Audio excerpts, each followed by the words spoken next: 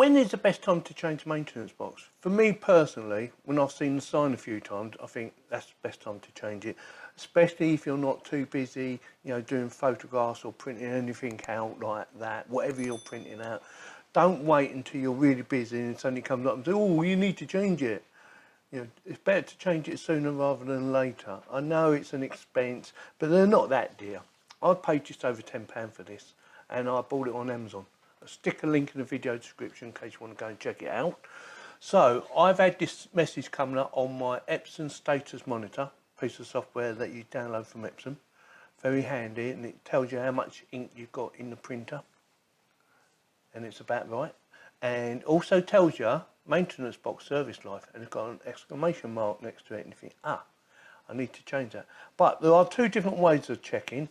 You can either use the software like I do, or you can actually look on the printer itself. So all you need to do is go to maintenance, click OK, scroll up, because that's the quickest way to do it, and it says maintenance box service life.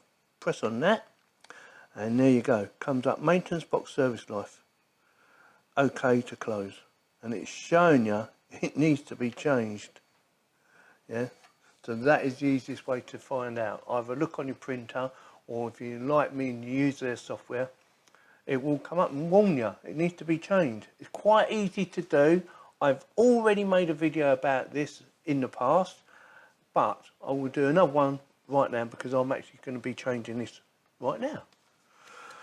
It can be messy, although I've never actually got any ink on my hands, but it does warn you it can be messy. So you just got to be a little bit careful and use the packaging that comes with your new one. This little baby here. Like I said, I will stick a link in the video description in case you want to go and check it out. Comes with a refillable plastic container, which is very handy. And like I said, it is very easy to do. So with that, let's get on with it, shall we? You will need a screwdriver to undo this. You can either use a flathead or a posi screwdriver or Phillips screwdriver, whatever you want to call it. Obviously, you will need the actual maintenance box itself. Make sure the wording is facing in the correct direction from left to right and it's readable, because that's how it's going back in. You will also need the plastic bag to put it back into, or to put the old one into. So with that, let's get on with it, shall we? So first things first, let's unscrew it. It's quite easy to do, so there's no need to panic or anything like that. Also, something to bear in mind before you continue, make sure it's powered off. I just realised that people might think you can do it while it's powered on. I don't know if you can, but I would advise you to power it off. So that's the old one, and it does feel quite heavy actually compared to the new one. Stick it in the bag, like so. I can get it in there. Try not to touch it. The chip is actually on the right hand side. There's a little computer chip. So stick it in the bag. This, excuse me. The bag is only in case it leaks. Okay, it shouldn't leak, but just in case it does, you want to make sure it's in the bag, because you don't want it on your fingers, do you? So stick it in your bag, connect it all together. That is done. Put it to one side. Put the new one in. Like I said, make sure the wording it says Epson is facing in the correct or in the right manner, and then just push that in. A little push in, that is it. Push the flap down because you won't get the cover back on properly. And that is it. And it should recognise it straight away if you've done it correctly. Do it back up.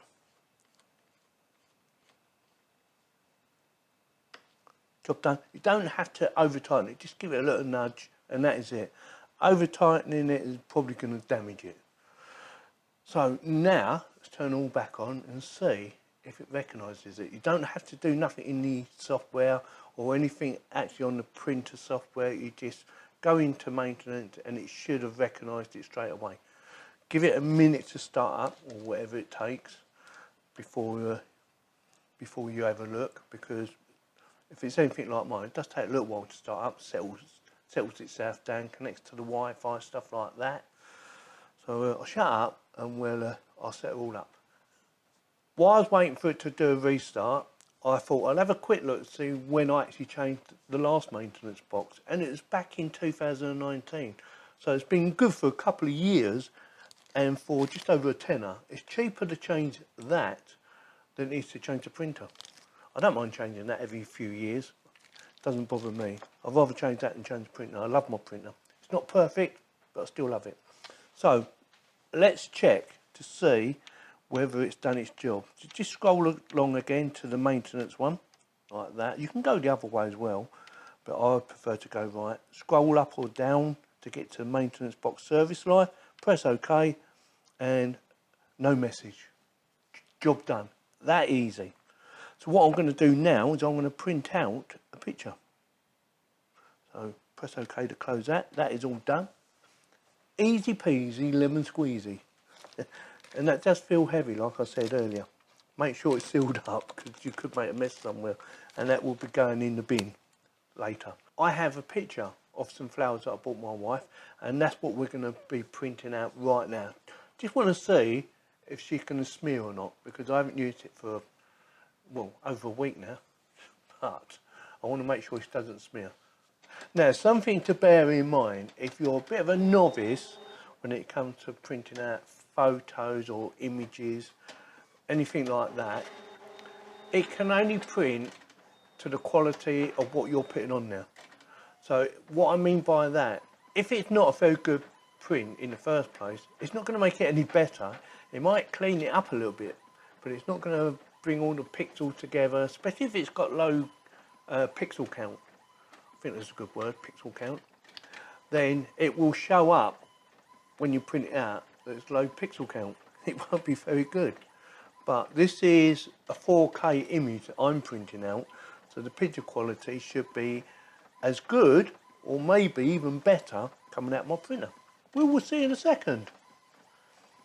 And also, while you're waiting, consider subscribing. It doesn't cost you any money, it does help the channel. And don't forget to give me a thumbs up if you like this video. Here she comes. Nearly done. Oh, there's a hair there. That's right, it's a little mark. It's not from the printer. Broke it. Oh, finished. Right. There you go. Perfect. Can you see that? No marks on it whatsoever. Absolutely perfect. So with that, like I said earlier, if you like this video, consider subscribing. It doesn't cost you any money whatsoever, and it does help my channel to keep on growing, and it helps me to carry on making videos like this. Thank you very much for watching. It's perfect. It's the best printer in the world, in my opinion, at the moment. It's not perfect though. The printer, that is. The picture is, but not the printer. Shut up, shall I?